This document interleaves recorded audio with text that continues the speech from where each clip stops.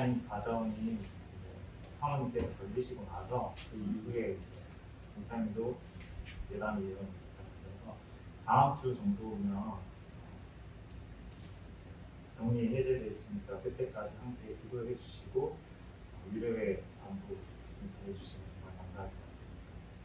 그래서 제가 대신해서 말씀을 전하는 게 많이 부족하지만 함께 하나님의 말씀을 통해서 같이 은혜를 나눴으면 좋겠습니다. 오늘 평안이라는 주제로 말씀을 전할 텐데요. 일단 제가 지미 핸드릭스라는 사람을 좀 소개하려고 합니다. 그는 위대한 락 기타리스트였습니다. 세계 최고의 최대 기타리스트 중에 하나였고 이 지미 핸드릭스 영향력은 엄청 대단하였습니다. 기타 하나만으로 어마어마한 명성을 거머쥐었던 사람입니다. 개인 전용 비행기가 있었고요. 호화로운 저택의 어마어마한 부자였습니다. 훗날 그는 도박 중독과 마약 중독자가 되고 말아버렸습니다. 무대 위에서 그는 매우 난폭한 그런 사람이었습니다. 무대 위에서 부수는 퍼포먼스, 악동중의 악동이었습니다. 무대 밖에서 그는 문란한 사람의 생활을 살았습니다.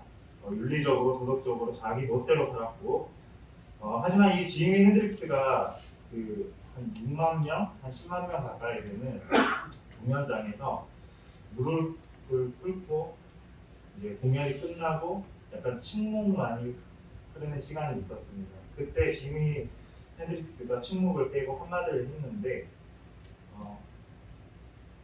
그 독백 위의 무대에서 참된 평화를 아는 사람이 있다면 이 공연을 마치고 저를 만나 주시겠습니까? 라는 절규의 한마디였습니다.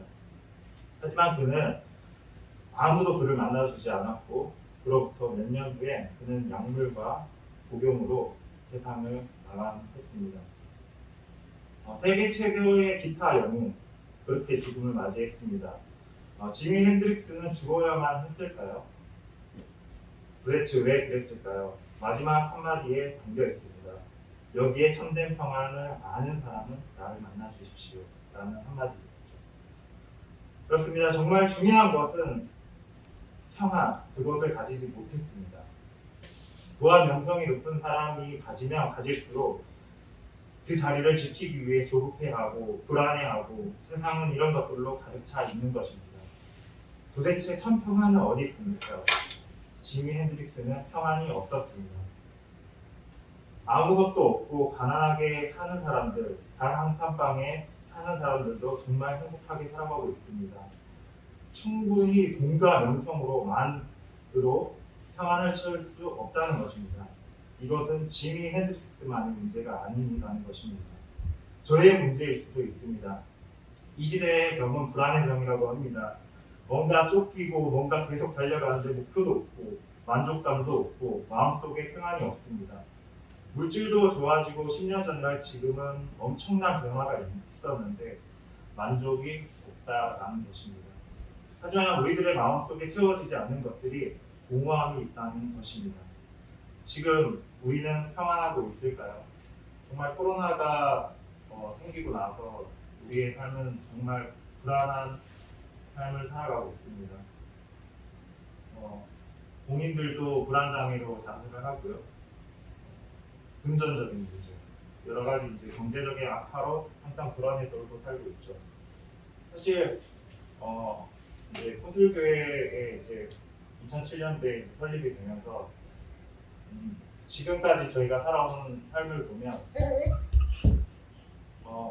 사실 물질적인 부분을 이제 목사님도 이제 설교를 통해서 많이 말씀하시는데 정말 많이 저희가 태안 집사님, 중덕 집사님 포함해서 이제 김상을 했을 때 너무 채워지지 않는 것들이 많았어요.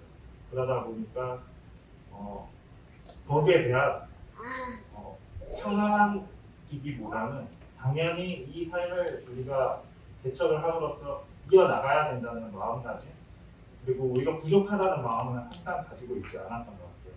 그리고 누가 봐도 정말 거짓으로 살아가는데 그 거짓의 삶이 하나님의 앞에는 정말 이제 기쁨이었고 하나님께서 보시기에 참 아름다운 사역들이라고 이제 하나님께서는 저희를 말씀을 해주셨기 때문에 저희가 채워지지 않는 것들에 대해서는 항상 감사로 살았던 것 같아요.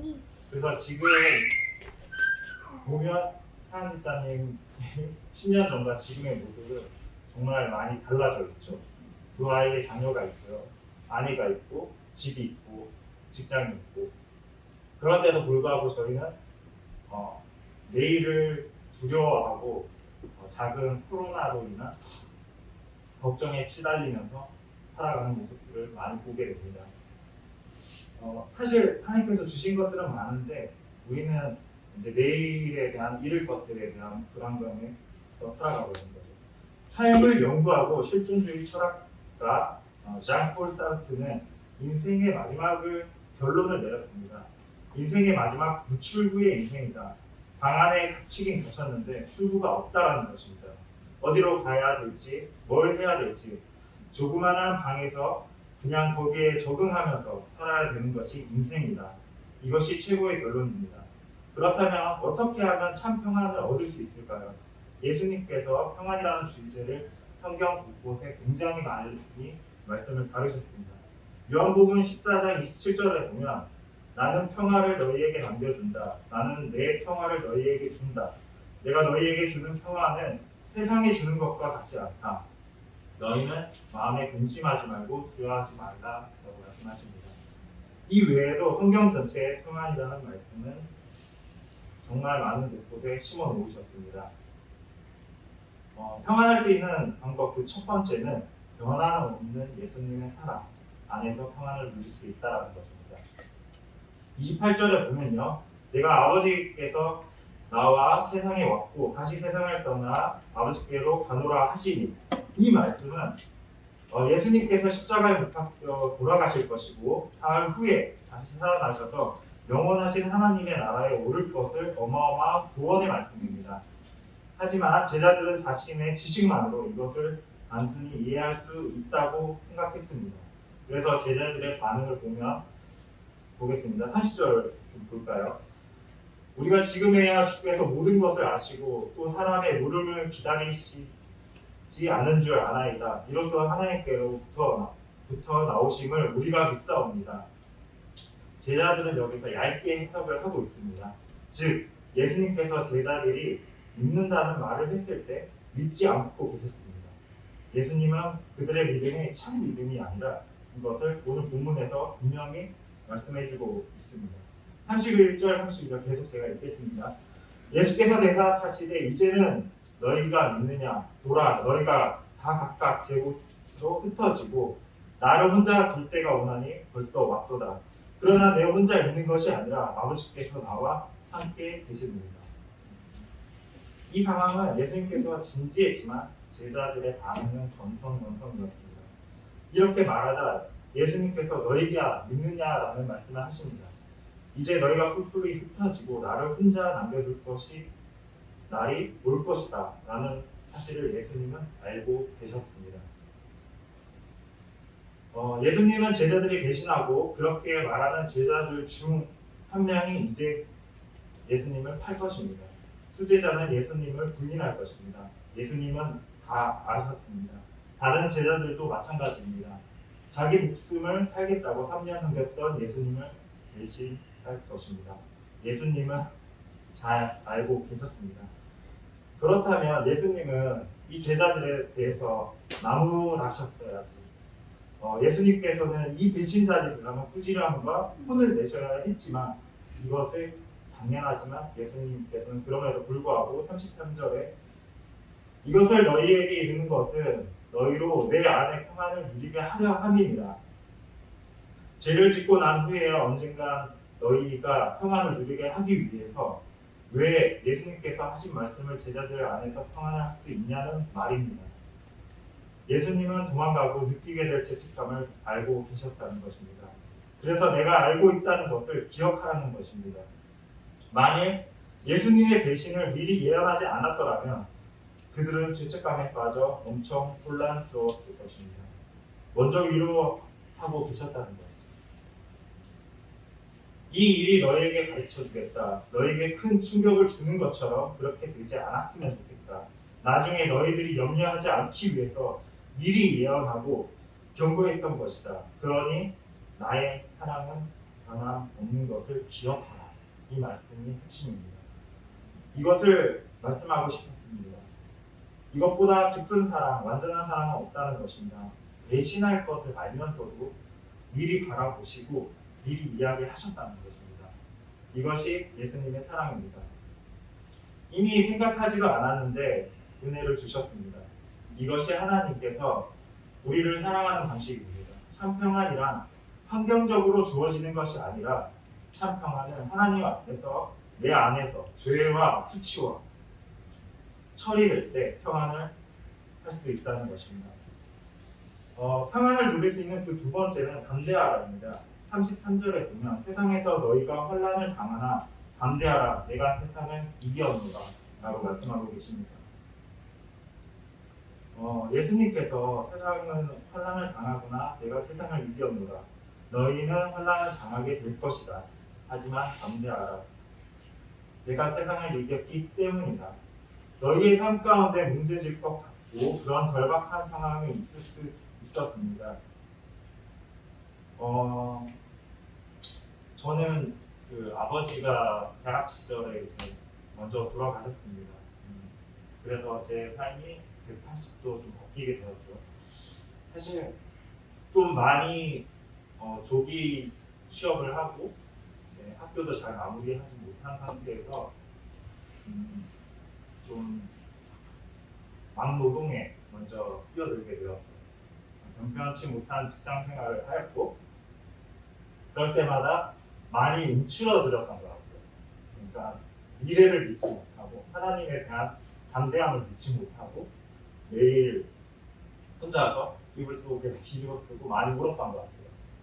그럴 때마다 좀 우리가 흔히 알고 있는 부모 안에서 내가 고등학교를 졸업하고 대학교를 졸업하고 직장 생활을 하고 그 생활이 이어지면 참 좋았겠지만 하나님께서는 저한테 그런 허락을 하지 않으셨습니다.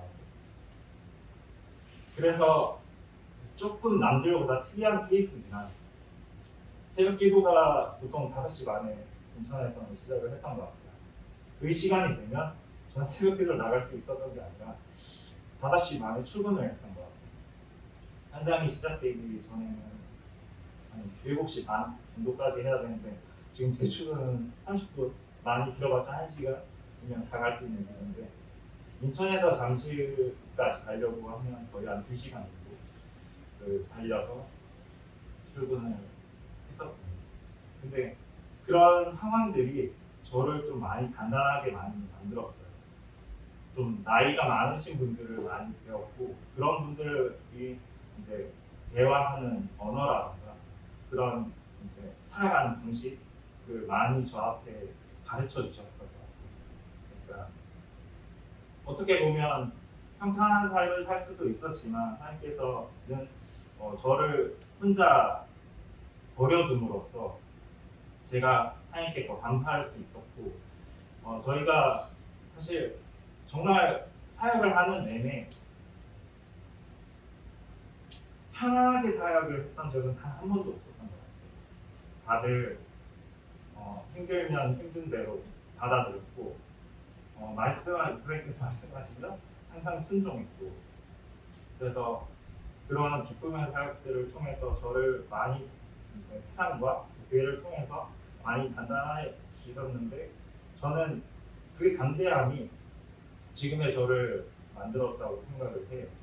사실 어떻게 보면 좀 하나님 앞에서 부족한 사람일 수도 있는데 그런 어려움과 역경을 통해서 하나님께서 역사하시는 것들을 보면서 정말 많은 은혜를 누렸던 것 같습니다.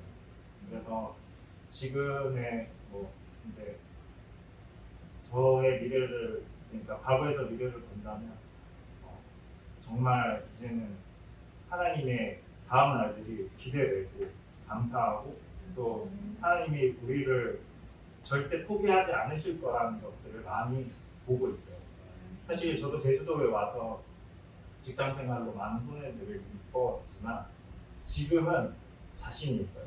누구보다도 어렵게 번 돈으로 인테리어 공사를 하면 건축을 하면 좀 사실 이용하시는 분들이 많아요. 요즘 제 많은 고민은 손해예요. 정말 많은 사람들이 손해에 대해서 안달나게 하고 있거든요. 그런 것들을 보면서 아, 손해에 되게 담대한 사람이 되어야 되겠구나. 누가 나한테 한 대 때리면 저는 사실 한 수백 대는 때려야 마음이 편한데 하나님께서 주신 마음은 내어주라는 말씀을 많이 하는 것 같아요. 지금도 몇 천만 원, 몇 백만 원 되는 돈들이 여러 사람들한테 분포되어 있지만 그것이 좀 감사였던 것 같아요. 미래를 알고 계시는 하나님은 이미 저희에게 승리를 주셨기 때문에 제가 하는 사역들에 혹은 제가 하는 이런 일들에 대해서 분명히 더 많은 것들, 더 우리가 예기치 못한 것들을 주실 거라는 마음을 지금도 주고 있어요. 그래서 저는 이 담대함을 가지고 앞으로도 하나님의 이 사역을 이렇게 이어나갈 생각입니다. 예수님께서 이미 세상을 이기셨노라 선포하였습니다. 그러니 담대하라. 물론 중간에 환난이 있을 것입니다. 하지만 우리는 이미 하나님 안에서 승리했다는 것입니다. 이것이 하나님의 계획이고 이것이 우리들의 운명입니다. 사단도 강하지만 내 안에 있어라. 그럼 이길 것이다. 정리를 하겠습니다. 결론입니다. 첫 번째는 예수님의 변하지 않는 사랑을 믿어라. 다시 회개하고 다시 하나님 앞에 나아가면 평안하게 될 것이다. 두 번째입니다. 담대하라. 내 모든 것을 이겼으니까 조금 힘들고 어려워도 기쁘게 달려가라. 그럼 결국 이길 것이다. 하고 말씀하십니다. 이 말씀이 그저 그냥 입술에 머리에서 끝나지 않았으면 좋겠습니다. 오늘 들은 말씀을 가지고 삶 속에서 한번 실천으로 100배 은혜를 가졌으면 좋겠습니다. 예수님께서는 행하지 않는 자는 죽은 신앙을 가진 사람이라고 말씀하십니다. 지미 핸드릭스가 이 사랑을 알았더라면 좋았을 텐데요. 그 분의 사랑 안에서 참 평안을 누리십시오. 현재 고난과 역경 그리고 시련이랑 억울함 때문에 예수님을 멀리 하지 않으셨으면 좋겠습니다. 최후의 승리, 즉 주님께서 이미 우리에게 승리를 준비하셨기 때문입니다. 예수님이 이기셨습니다. 기도하겠습니다.